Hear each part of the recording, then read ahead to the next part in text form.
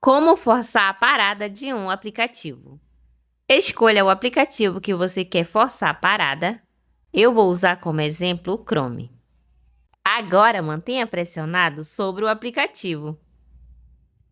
Aí vai abrir esses pop-ups e você vai clicar aqui nesse izinho. Aqui.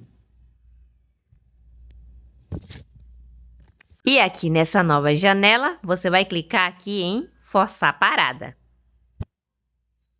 E aqui ele pergunta: se você forçar a parada de um app, ele pode apresentar mau funcionamento. E aí você clica em OK. E dessa forma você forçou a parada do aplicativo. E para o aplicativo voltar a funcionar, você precisa apenas clicar em cima do ícone do aplicativo novamente.